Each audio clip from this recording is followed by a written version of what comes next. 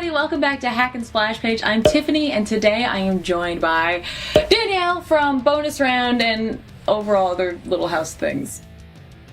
Like live stream stuff. And such things. Thanks for being on the show today.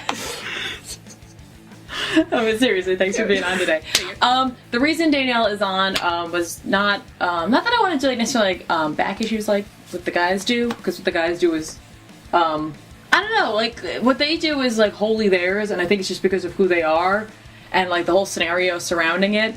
Danielle does read independent comic books. She may not read quite as many. She can't read. She just looks at the pictures and tries to make up her own stories. So comics are a great outlet for her. So the reason I have Danielle on is actually because the book I'm covering today is a trade paperback, so it encompasses like 5 issues. It's a little larger than I usually do. And it was sent to us by a TV Little House fan by the name of Fred Boucher. We messed this up in the video too, and I every video I make I've mentioned that I'm terrible at names. This is no different. Here we are. It's really bad and I'm sorry.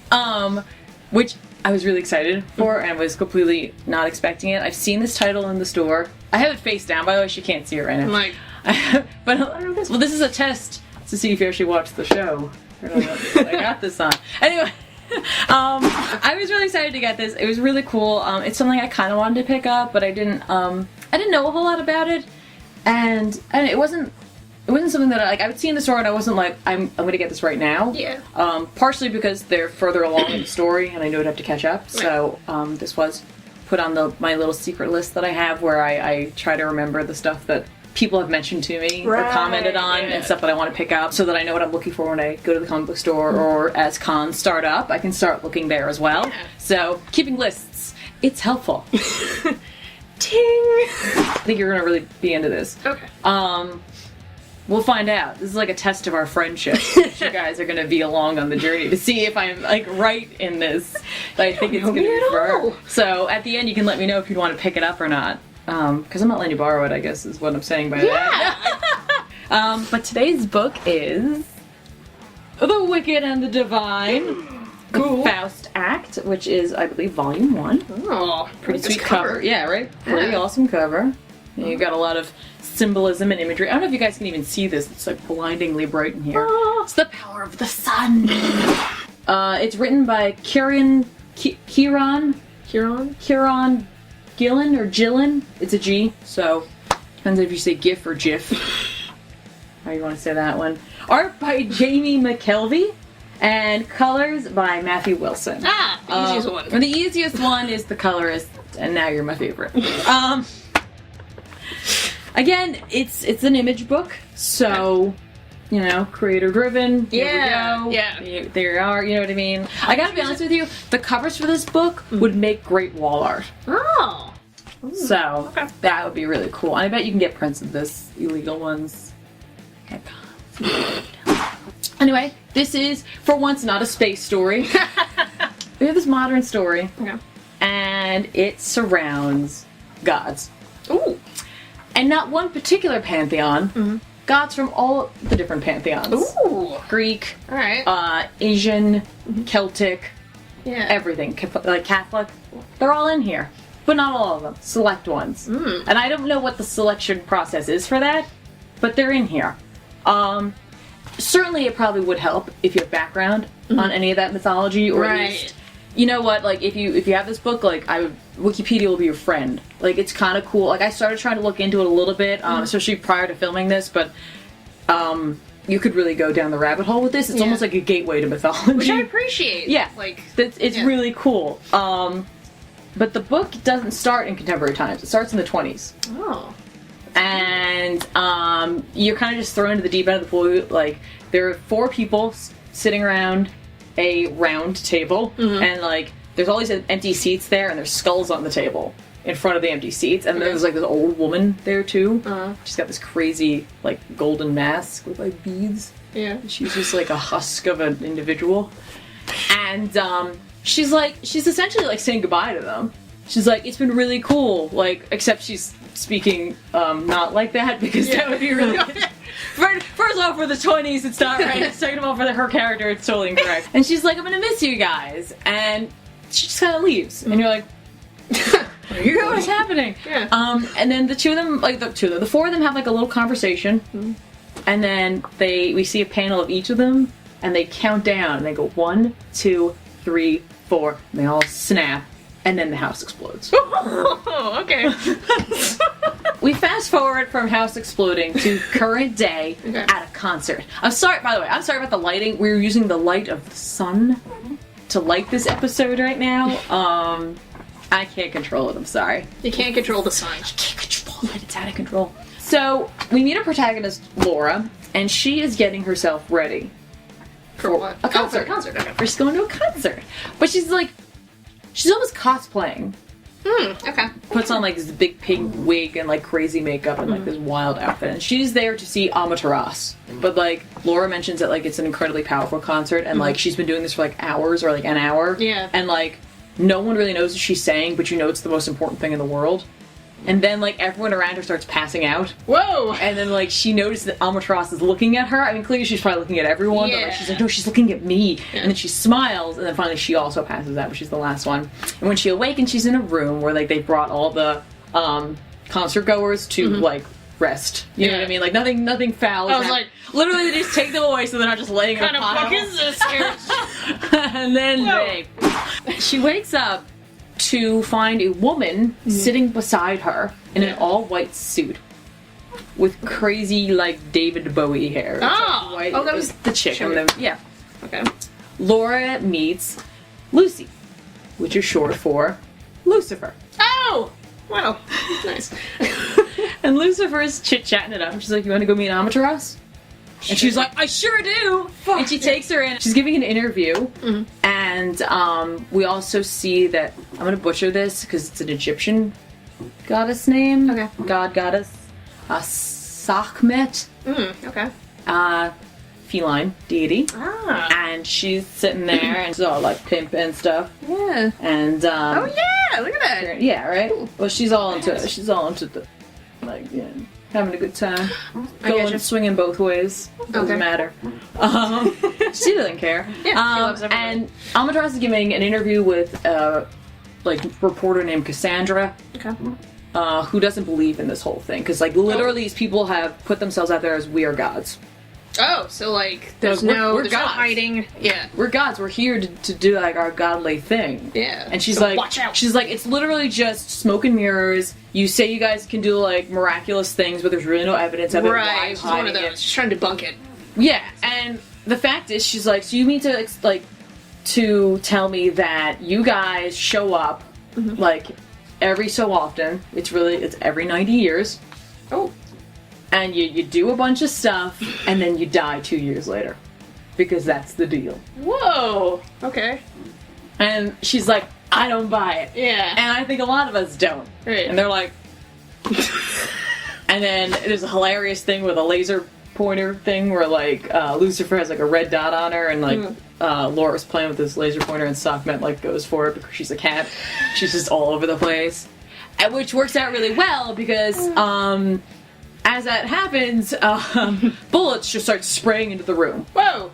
Okay. Because that wasn't the laser pointer, it was a sniper rifle. And, like, from across the building, on another building, there are shooters who are just firing into the room. Ooh. And Lucifer, or Lucy, has had enough. And, like, Amaterasu is like, don't! Yeah. And, like, she jumps up into the window that's totally fucking broken, and she's like, oh yeah? Yeah. And they start firing at her and it doesn't hit her. And then she just starts counting down. 1, 2, 3, 4, snap, and their heads blow off. Oh! Nice. And everyone's really upset. Because she... What'd you make? Well, because you're not supposed to reveal yourself in that manner. So she gets arrested, and she goes to court, and the judge is reading her the riot act, and she's like... And they're like... Because they're like, well, we don't really have any sort of standards for this, but like clearly you were somehow involved and we don't know in which way. And she's like, what? I just snapped my fingers. What does it matter? Blah, right? Yeah. I'm gonna do it again. Well, yeah. Well, she's like, I'm gonna do it, and the judge is like, don't, and she does it, and then she's kidding, and his head explodes, and she's like, and they drag her. She's like, I didn't do that. She's like, I did not do that. That wasn't me. Yeah. And they're like dragging her away. Yeah. And she grabs Amaterasu. She tells her to go find Anik. It's terrible. This is all names from Greek mythology, though. And by the way, that's the chick with the mask and the beast. Laura goes home because she was in the courtroom that day because she was technically a witness to everything. Right. And things are kind of chilling, like, right? Like, she can't help but think about, like, Lucy. And like they're watching TV, and that's where we first meet Ball, Aditi, and he's a rapper. Each of them are singers. Interesting. They're pop stars or something like that. Each of them have chosen to fulfill this role because in theory they're here to inspire. Yeah. Laura finally decides to go and visit Lucy in jail, and like she lies to get in there essentially. Yeah. And like Lucifer's like, no, that's cool. Like, here's the thing. Like, if you help me, I'll give you, like, powers, because, like, Lucifer is meant to rule over demons, right? And I don't really have any, so let's make this happen. And, like, Laura's like, that's awesome, I want this. It's so cool. So cool. Take my soul. She's a teenager, but so into this. So she has to go and find Anake. Okay. Goes and chats with Cassandra. Because she's like, you saw it. We all saw it. You're now on, like, this side. And she's like, fine, yeah. And, like, she's like, do you ever think that maybe Lucifer is lying to you? It's Lucifer.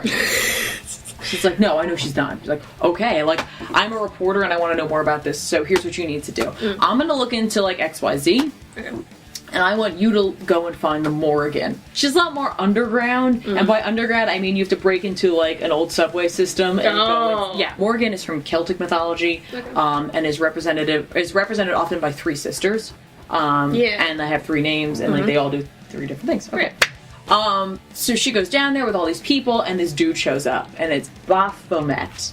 And he's often associated with, like, the satanic rituals and, like, the goat. The image of the goat. Which is funny because you got Lucifer in this. Yeah. And he shows up, and he's got the head of the Morrigan. Oh. And he's like, shit. It's on! And, like, he sets the ceiling on fire, and, like, everyone's like, ah! And then, out of nowhere, Badb shows up. She's looking to pick a fight. These two clearly have a history, and you're a little confused. And, like, Laura steps up and tries to take the pressure off because she needs to talk to the Morrigan. Right. And Badb is one of the Morrigan.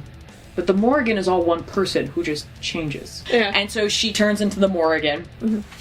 And then Baphomet, like, just keeps pushing it because these two are lovers. And he's just and like the fight just carries on, and the cops show up, and it's a nightmare, and there's crows, and because that's like her symbol, and in every version of her you see like crows on her in some way.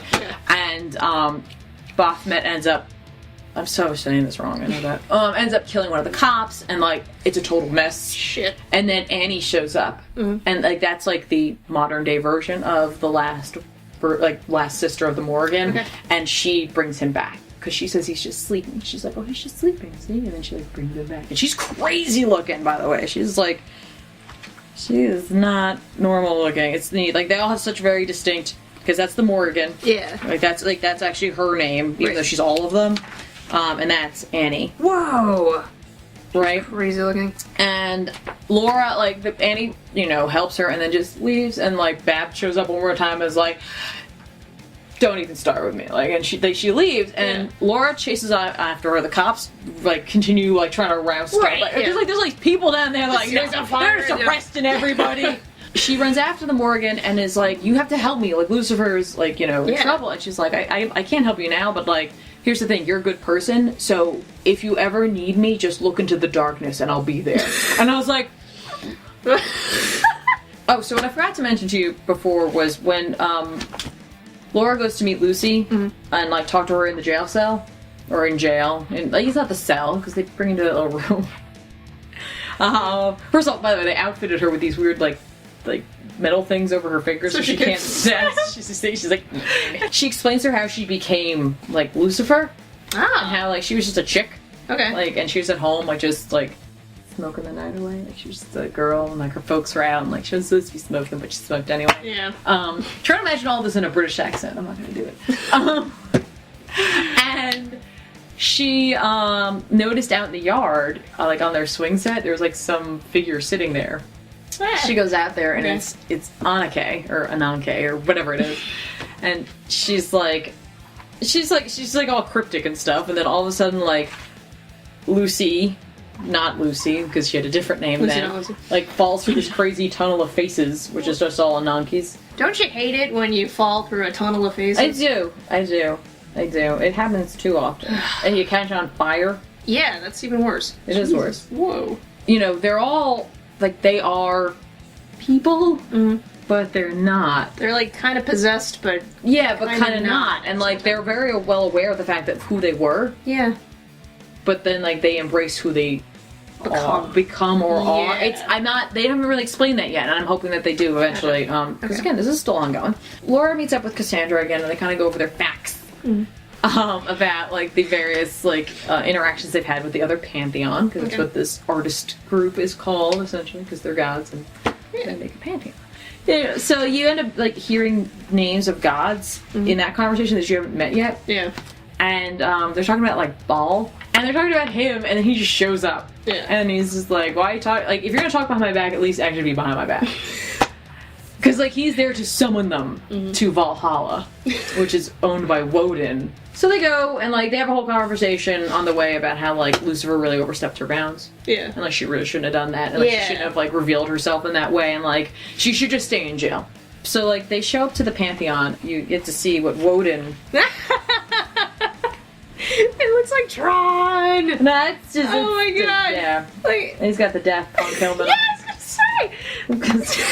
Because they're all like artists, so he's like a Daft Punk. Right! Oh, that's perfect! So like in our Pantheon, it would be like Daft Punk is Woden, and like Sakmet might be Beyonce or Rihanna or someone, and Dubstep just. oh my god, and Albatross could be like Florence and the Machine. Right! Oh my god!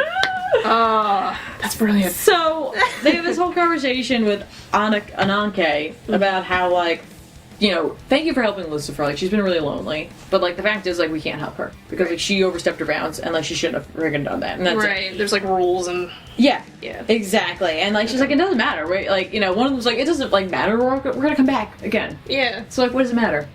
But it's like. Yes, the god will come back, but it's weird. It's really weird, right? So, like, then Laura freaks out and is, like, accuses one of them. She's like, what if he's a murderer? I know that. And they're like, and like, so she goes back to the jail cell and she's like, I'm sorry. There's, like, they don't want to help you. Like, they're all jerks and they just do not want to help you. But what she does bring is her cigarettes, because she can't, so she brings her cigarettes and, like, Lucy's like, perfect. And she busts out. Laura's like, but, like, you said you didn't do this, and like whatever. Yeah. She's like, I'm like the king of liars. Are you kidding me? Like, are you kidding me? She's like, you were only in this for yourself anyway. You just wanted the powers, and I can't even give you that. I'm not gonna do it. And like Laura's like so betrayed at that point because certainly part of it, I'm sure, was that she did want like that kind of crazy powers. Yeah. But the other part is just that like she trusted her and she like felt like a kindred spirit in her. And don't forget, this is called the Faust Act. Faust is a like play character essentially who makes a deal with the devil, and you know what I mean. So like I'm like very aptly named, right? So Lucy like heads off to go get a coffee, like a badass, like a champ. Yeah. And like as she's going, she's just destroying things as she goes because she's just like screw it. So then some of the other gods show up, like Amaterasu shows up, she's trying to like bring her down, and like she's like, get out of here, Amaterasu, and then Baal and Sakmet show up and they start kicking her ass. Like, and there's this massive god fight that like it's a brawl. It is a brawl. It's a god brawl. Laura's like, they're gonna destroy her, they're gonna kill her. So she runs into the subway station nearby, and she runs down a subway tunnel, and there's like a train coming at her. The Morrigan like saves her. Yeah. And like she's like, Lucifer needs your help. And then like she's like, I like that she's still trying to save her, even though well she believes in her, which is weird because it's like you're fighting for the devil. Like, that's so cool. And then like this awesome scene happens where like they're kicking her ass, and then all these crows show up, and like through the crows like Laura reaches for her and she saves Lucy. Oh, did they travel like with the crows? They kind of do. Like she's running with them. Oh, that's cool. And they like run into this house where Cassandra's waiting, and they're chatting, and like Lucy's like, no one's ever like saved me. And she's like, thanks, you. Yeah. And then like she's like, the Morrigan said that we could like go and hang out in her realm, essentially like down below, where she could keep us safe. Do I spoil the ending? Do I not? Do you want to know? I do. Okay. How about this? for anyone reading or watching right now, I am going to tell Danielle what happens at the end of Volume 1. It's not the end of this whole story, but it is the end of this arc, the Faust Act. So we're going to put in a link that'll skip you ahead to where I'm done spoiling things, okay? So if you don't want us to spoil, and you want to just find out and read on your own, click the link now. So, they are leaving the house. Mm-hmm. And as Lucy steps outside, there is Anake to her like her left or her right. Mm-hmm. To her left. Okay. And like she says, "I love you, Lucifer." And she has her hand up like this. And Lucifer goes, "Don't." And she goes like that. And her head explodes. You know, Ball's there, Sankamet, Laura, and then the Morrigan shows up, and like Annie is there. Yeah. It's the Morrigan, essentially. And like Laura's like, "Save her. Like you brought that other guy back." Yeah, yeah. And she's like, "I said he was sleeping. Lucifer is dead." And I'm like, does that mean literally Lucifer can never return? Oh, right. Or is it like, this is so bad, there's no bringing this back? Like, that guy was in some sort of transitionary period. Like, going over it, but like, no, Lucifer is gone. Yeah. Anake, like, just explains a little bit more about, like, how, like, she had to do that to preserve the existence of the Pantheon, that kind of thing, right? And, like, that's kind of it, right? Yeah. How this book really wraps up at the end is Laura just describes what happens afterwards. She's just at home, like, just like, I can't believe what happened. Yeah. The only thing she has left of her is the box of cigarettes. Oh, yeah. Right? And, like, she takes a cigarette and she's like, what would Lucy do? And she snaps her fingers and the cigarette lights. And then we end on the cigarette light, like, shining in her eyes. Yeah. As though she might have inherited the powers of Lucifer. Right? I don't know. Oh, and it literally just ends with, it's not over. Part of our spoilers is, well, kind of part of our spoilers. Typically the cover reflects who is going to be present on the first page. Issue 1. This is a spoiler, so in a sense. I only realized that when I went back. Oh, that's brilliant. That's how it ends. Shit. A book I didn't think I would be anywhere near as into. Yeah. I mean, like, I kind of read a quick premise of it. It didn't really strike me as something I wanted to necessarily really jump into. It could have just been a poor premise, let's be honest, because, like, I'm way into this now. I'm really thankful to have this trade been sent to me, so I picked it up in this way, because I was much more willing to continue on, even if initially I was like, oh, I don't know about this. You know what I mean? As opposed to picking up issue by issue, and I may not have ever finished and found out how great the story was and how much I enjoyed it. So, like, this is like, for me, this is an example of, I think the trade's a better pickup. Okay, well, there you go. Yeah. So, Danielle, was I right?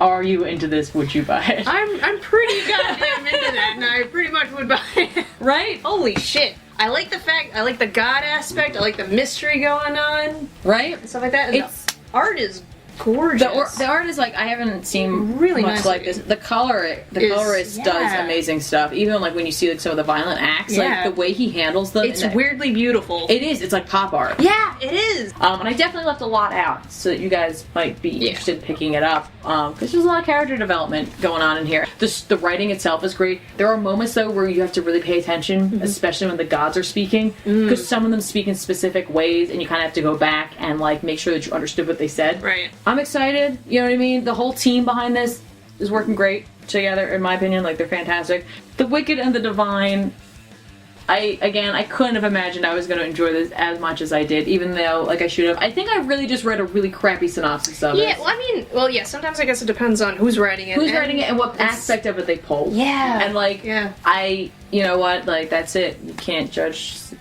summaries sometimes. Yeah. So remember that. Never forget.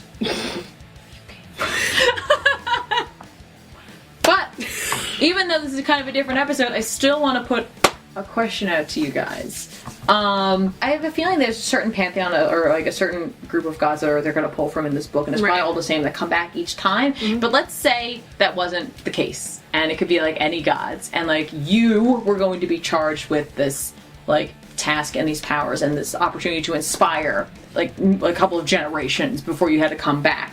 Who would you hope that you came back as, or you were actually a god of something. Like, what would you want it to be? Like, would it be anyone from this book? Would it be Lucy or Amaterasu or Baal or Woden? Daniel's gonna pick Woden because he gets to be Tron. Because that was badass. We gotta do. I don't have anything specific, but maybe like something like Greek mythology. Somebody from there would be kind of cool. Sometimes I feel like I'm the Morrigan, depending on your mood. So. Okay, well anyway, thanks so much for watching Hack and Splash Page, and thank you to Danielle for being on. Thanks for having me. And I look forward to hearing what you thought about it too. And I look forward to hearing what you guys thought about it. Like, of course, let me know if you've read it. You liked it, you didn't like it, let me know. You know, I am always happy to hear either way. Because the oh, look at you spinning the book. So I think it's really great if you do or you don't like something, and if you don't like it, let me know why, and if you do like it, let me know why too. Like, I'd love to hear from you guys. Also, don't forget that we have our TeePublic store, which nobody apparently at TV Little House could ever remember the address to, so just go down in the description below and you'll check out the link. You can get some really sweet shirts there, one of which is an original design from us. But more designs are coming. Ultron 8, it's happening. Head on over to the Weekly Pool forum. Awesome forum. It is an awesome forum. You guys are doing an amazing job over there. Like, Danielle and I are the admins there, so we get to see everybody's goings and doings and stuff. It's a little creepy. We're voyeurs watching you. It's sort of godly in a way. Oh, topical. I do want to know what you guys thought about this. Like, should we do trade paperbacks in this manner where, like, I talked to Danielle about them? Do you want to see floppies in this manner where we talk to Danielle about them? Do you want to see them where we both know stuff? Because we both read Lock and Key. So, yeah. Would you like to just see a, that's just like, lattes and Lock and Key? We'll lattes and lock and lattes? Anyway, that's it for us. Don't forget to, you know, give a subscribe to the channel, and head on over and check out all the other stuff we do, like back issues off the rack, and we just did a plays video where we played Super Fight, which is awesome. Fight. There was no actual fighting. There should be though. Otherwise, we will see you guys next time, or at least I will. Something will happen. It's gonna happen to you, me, I don't know. Let's find out. 1, 2, 3, 4. Damn it.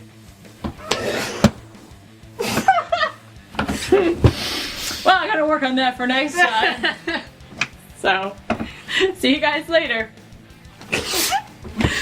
I'm gonna let you borrow this. Yeah! I was gonna steal it otherwise, so, I mean... Wait. No, you already that. So, I hope you enjoy it. Thank you. Oh man, that means after you read it, you can comment on the episode too. I can. I'd be like, Tiffany is full of crap. I'm like,